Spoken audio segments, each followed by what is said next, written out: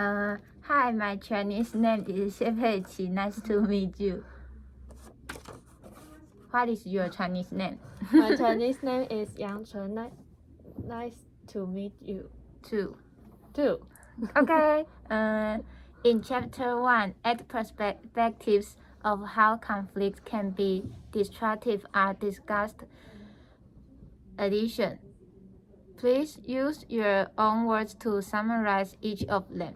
Okay, so there are 8 perspectives of this destructive, and the first one is competitive win-lose goals. I think it means that two sides will compete with each other because they think that they won't get benefits from each other and to achieve their objectives. So I think competitive goals that lead to competitive processes to get what they want. And the second one is misperception and bias. I think as the conflict being more and more, and people tend to view things and people with their own perspective of that conflict, and they choose to interpret people and that incident as their teammates or their rivals. And the third one is emotionality. Uh, I think conflict began to be more emotional because people will get angry and annoyed or frustrated. So their emotions overwhelmed will let people be sensitive, and it will also overwhelm their clear thinking, and the situation they may be even more severe. And the next one is decreased communication. Decreased communication will increase conflicts. People communicate less with those who disagree or more than those who agree them, because people would like to find people who support their opinion. The communication occurs is often an attempt to defeat or demean others' views or to support their prior arguments. And the next one is blurred issues. People will be lost the focus of the topic after the communication. The people will forget why they are here and what they are discussing, and the only thing that they will focus on is their emotions. And the next one is rigid commitment. People will gradually persist their own standpoint because their own position is too high, or they don't want to lose face in front of others. So people tend to see things as simple either or rather than as complicated. And next one is magnified. People will focus on the factors that they are different and put it bigger and bigger, but they will minimize the similar part of each other's points, and it will make them think that they are separate and can't reach to a consensus. And next one is the escalation. It's both sides attempt to win by adding their commitment to their position. They will add their resources in order to win the conflict, and they will also be more stubborn and hold what they want under pressure. And Peggy, how about you? Competitive and win-loss goals. Parties compete each other because they believe that their interdependence is such that goals are in opposition, and both cannot achieve their objective at the same time. Competitive goals lead to competitive process to obtain those goals. And next, misperception and bias. People tend to see things instantly with their own perspective of the conflict. Therefore, they usually think that the event or the person is either agree with them or against them. In this perspective, people will misunderstand the other side because they believe themselves is right and don't listen to others. Emotionality conflicts and tend to become emotionally charged as the parties become anxious, irritated, annoyed, angry, or frustrated. Emotions beat clear thoughts, and according to the conflict become serious, the parties turns to be more and more reasonless. And the decreased communication. Parties communicate less with those who disagree with them and attempt to defeat, demean, or debunk the people who stand in different sides from them. On the other hand, parties communicate more with those who agree with them and strengthen their prior arguments. And next is blurred issues. The central issues in the dispute become blurred and less well defined. The parties become less clear about how the conflict started and what is this really about, or what it will take to solve. Rigid commitment. The parties become locked into positions. As the other side challenges them, parties become more stable on their perspectives and less willing to concede to avoid losing face and looking foolish. Magnify differences, minimize similarities. As the parties trapped into commitments and the issues become blurred, they tend to see each other's position as extreme opposite. This bias leads the parties to believe that they are further apart from each other than they really may be, and hence they may less hard to find common ground. Escalation of conflict.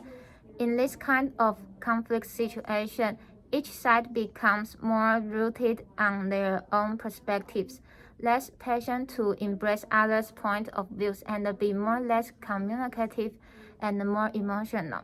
The main reason is that both sides try to win the conflict through increasing their commitment to their position. Both believe that they can force and convince the opposite side by giving more pressure and energy. That's all.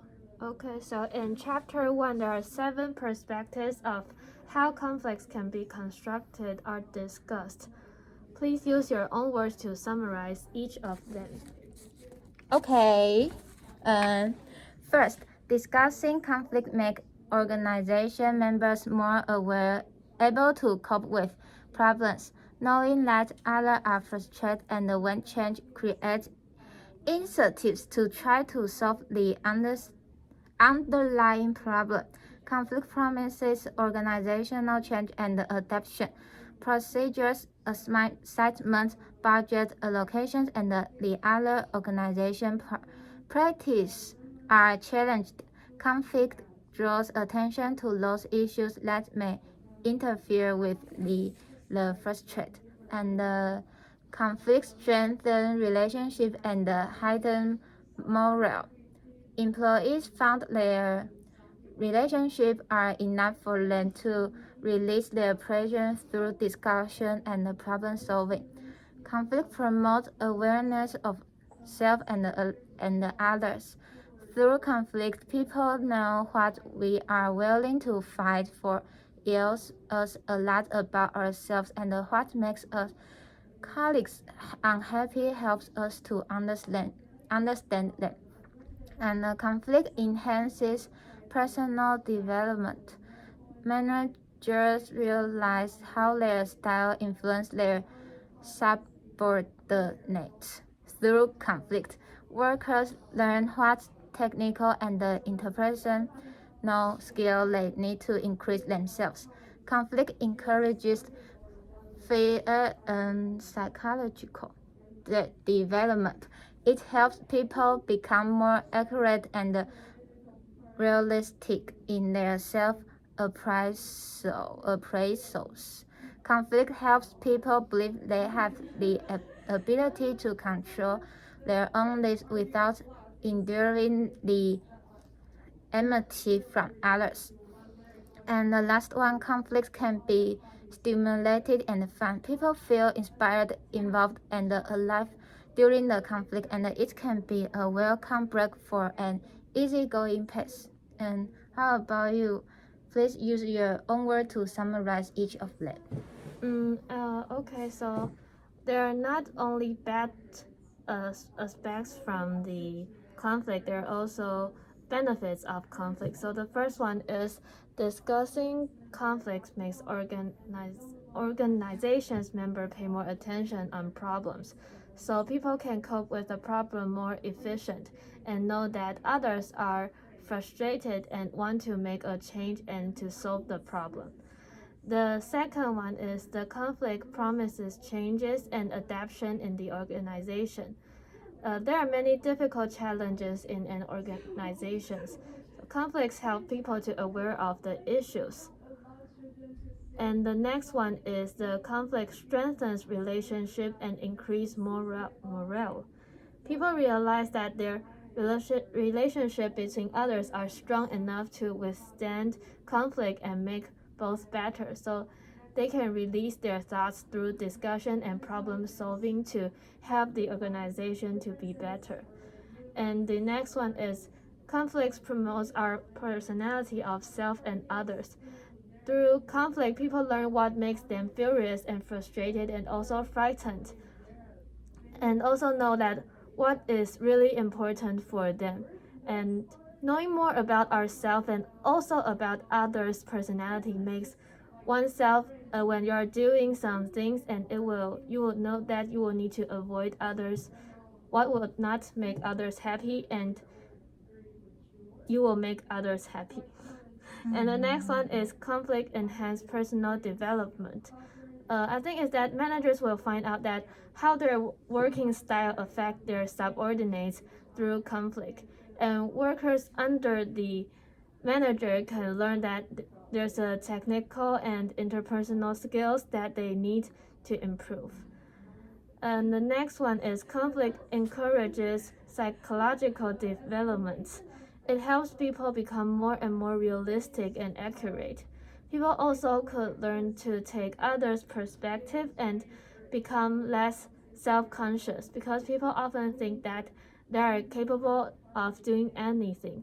This kind of conflict could let others know that you need to accept others' opinion. And next one is conflict can be stimulating and fun. Conflicts make people feel unhappy and involved and alive in conflict. And it can help people appreciate that what they have now and how their relationship is appreciated. Okay. Number 7. Okay. Okay. After you have participated in the game of football, please describe the development of the game in your team. I think I'm in team 1, and I think our team we didn't really use any perspectives, I think, but I found that we don't know how to cooperate, and so we couldn't get points. But after my teammates communicate, they tell their teammates that, oh, you can throw the ball to who, and who could throw it into the box. So it made our team get better and better. But at last, I don't know the reason, but we really couldn't throw the ball into the box, and I don't know why. So, but I think it's a really good process, because although that we couldn't throw the ball into the box, but my teammates didn't really yell to each other or blame others that, oh, why can't you throw that ball into the box? And everybody just feel happy on it, and they cooperate with each other and enjoy the game. So Peggy, how about you? Do you think that your teammates' development? I think our team group have a good cooperation, and I'm in team 2. And our first strategy was cheating. We cheated another team's member who got the ball that we were the same teams, because in the beginning of the game it was hard for us to recognize who were our team members. Second, members who close to the hoop had the defense to smack the ball to the front. Besides, members in the front had to focus on throw the ball into hoop. Also, members in the middle had to deliver or grab the ball from another team. last strategy was delaying. Our team was in the lead of the competition, and when the game was going to the end, we started to postpone the time of the delivery and protected the ball. We would rather not to gain extra point than let another team have the chance to reverse. And after you have participated in a game of the football, please describe the development of the game in the other team. Okay, so I'm in team 1, so the other team is team 2. I think what they did a really great job is that they shout out loud to tell each other what to do. I think it's really this action is really important in cooperating with others, because you need to tell others that what you think that you should do. And I think the second one is that they are all happy for their team when they win points. I think in our team that there's not that obvious happy in our team, but in their team when they win points, every teammates of them will be very happy for their team. And they also cooperate with each other too, because they know that whether this team, whether who is good at throwing the ball or who is good at getting the ball from the other team, or who is good at throwing the ball into the box, and they know that who is really good at what thing, and they will distribute their work and get the points.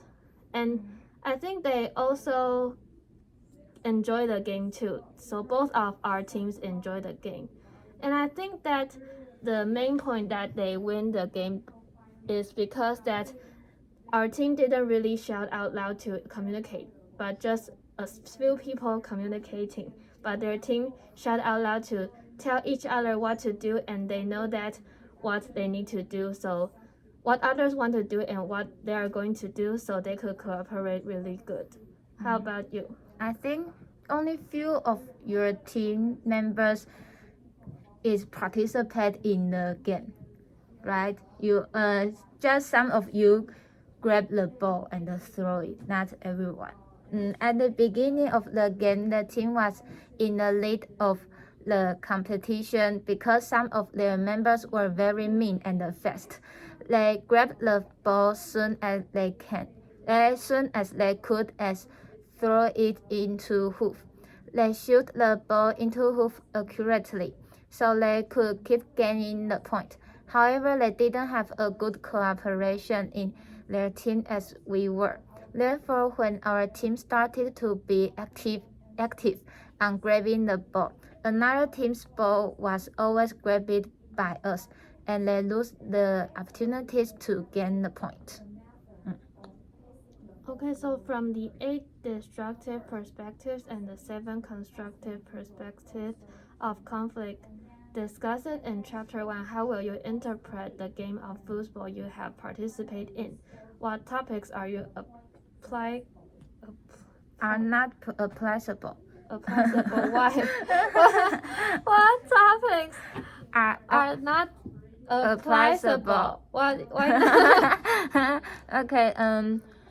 I think this competitive win-loss goals is there are some applicable, and the first is competitive win-loss goal. Both teams members cooperate and fight together for their own groups in order to win a game. And the second, and the next is misperception and BS, emotionality, rigid commitment. I found these 3 topics together when I had a conflict with a classmate during the game, and it's your team member. Okay. It's a girl. Okay, it's a girl. The rule was that we couldn't stand up during the game, and the teacher said we could catch the person who stood up and told the teacher that she was cheating. And I remember that I was sure I saw that person stood up when she was passing the ball to her members. However, she kept saying that she wasn't standing up and said that we were wrong and misunderstood her. When my other team member said that she also saw that person stood up, and that person turned to be very mean and even shouted at us. In the end, she might not want to lose her face and said some illegal words, such as she said that she didn't stand up, she just squat and her leg didn't strengthen. Means she thinks she didn't stand up, but we saw that. Her leg is too long. It's hard for us to not focus on her legs, you know. Okay, and I think decreased communication wasn't applicable during this game. We didn't demean others. We conduct the game very peaceful, and we knew that what we were doing, so blood issues wasn't suited for the game either. And the constructive perspective of conflicts. Conflicts makes organization members more aware and able to cope with problems. Although we didn't choose our group members by ourselves, we might fight together with those we were not familiar with in normal days. However, we still work together to achieve the goal. And conflict encourages the psychological development. Some of our members were afraid of that they would make trouble, so they didn't raise their hand to pass the ball. However, once they grabbed the ball from another team or they passed the ball into hoof, they had the courage to keep going because they found that they were important for the team and helpful to win the game. Conflict can be stimulating and fun. All of us were enjoying the game and didn't say something bad to others. Everything went a very easygoing and a peaceful pace. I think I didn't feel that conflict promotes awareness of self and others. Neither conflicts strengthens relationships and heightens morale, because after the game we didn't talk about it anymore and the relationship between us still the same. And how about you? I think that the one that we have is discussing the conflict makes member be more aware of the problems. In the game, like I said before, that our group members communicate with each other so we could cope with the problem and get and be better and better and to get more points on the game. Is the reason is that most of our members are aware of this problem and know that we need to communicate and know that we need to have strategy to win the game. So I think we have done this, and the one that we don't have is escalation of the conflict. From my perspective, I think every team gets more and more happy when the game is going on and there's not really any conflict on that game, and no one is under pressure, and everyone is really happy that there's no such thing for them to have a conflict. So the number 10, please describe specifically the greatest personal conflict that you have even encountered in your life. The greatest personal conflict was occurred last year. I wanted to negotiate to my parents while they couldn't trust me more. I felt that they don't believe my friends, and I can't go with them out of city or even live outside. I want to make my college life like others, such as go to KTV in the midnight or go to nightclub. They always watched my location to see whether I am at my dwelling. If not, they would call me and ask why I wasn't there and why I was and ask why I was at another place and when would I went back. went back to my dormitory. Even I was having dinner with my classmates at her home, they would call me who is she and where she lives. Therefore, I decided to negotiate with them after I finished my part-time job. And in the end of conflict, without doubt, I didn't win the conflict because they were hard to communicate with and felt biased to my perspective. They keep misunderstanding me, and hence I quit. I was tired to talk to them about this kind of things, and I talked the 11 together. Okay. Okay. And I think the personal conflicts and the topics are applicable is decreased communication, and it is applicable and the other perspectives are not applicable because I'm not a person who will mean to their parents. I think I have to respect to my parents, so I don't want to say something bad to them. If I feel that my parents keep seeing things insistently with their own perspective and don't want to accept my opinion, I will rather decrease communicate with them than conflict with them emotionally. And conflict promises organizational change and adaptation.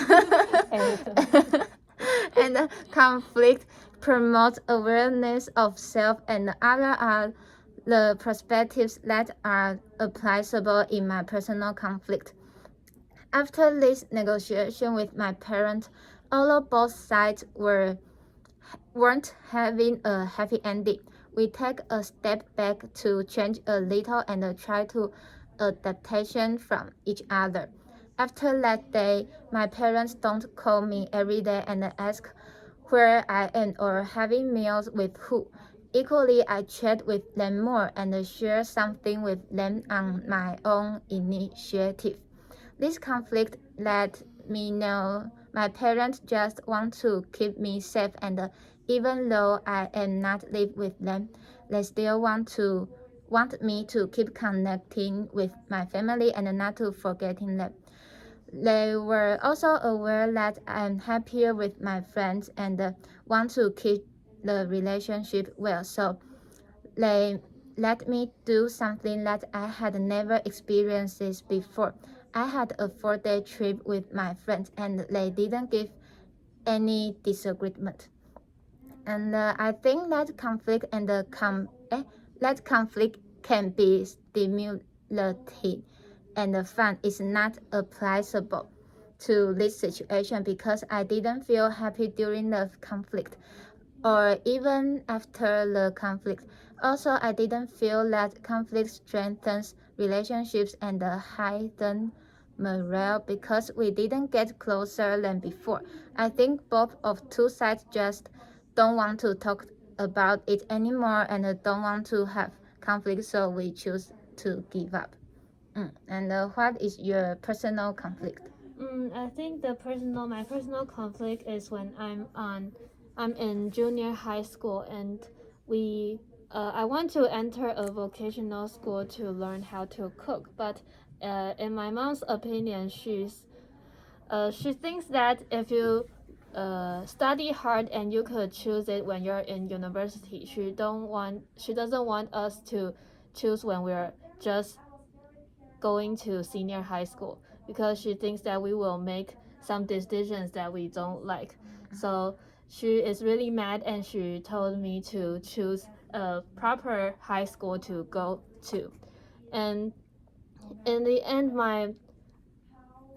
obviously I gave up because now I'm here. So because I realized that nothing is important than my mom's feelings because of this incident, she feels really mad and really sad about this because she doesn't want us to make decisions that early, and she thinks that if we really like cooking or other things, we could choose it when we're in university. It's not really that it's she doesn't think that it's really Important. it's not really important at that time. So she forced us to choose the proper high school. And I think this personal conflict is really worth it for my family to have, because I think this conflict strengthens the relationships and heightens the moral. I knew that the relationship between me and my mom is strong enough to have a fight, but after both of us cooling down and think about this conflict, I found that my mom is a really important person in my life too, so I wouldn't want to have conflict with her because of this incident. And I knew that she thinks that this is better for me, and she's not really preventing me to go to learn how to cook.